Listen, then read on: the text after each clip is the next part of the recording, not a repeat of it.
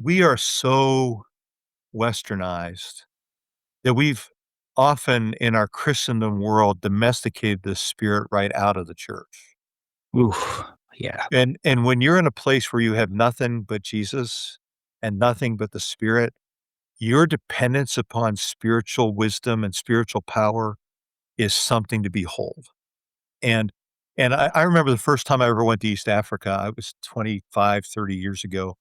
And I remember I got off the plane in Entebbe, Uganda, and in the first 5 kilometers off the airport property, every one of my senses was assaulted. I mean, I'd never been in a place like that. I'd never seen anything like that. I've never seen abject poverty like that. And it just kinda there's this principle called liminality where, we kinda build this wall around ourselves that everything's in space.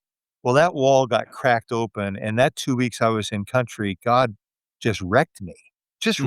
So I'm observing all these things, and they have nothing, and then I remember the first time I went into a church, and I'd never seen worship like that. Yeah.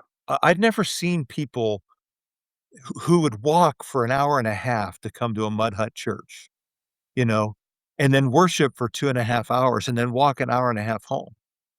Jesus was all they had, right?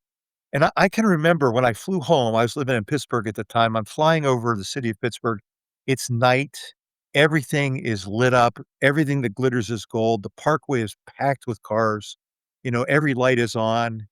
And I get off the plane and it doesn't smell like charcoal smoke and diesel exhaust and BO and open air meat markets all at the same time.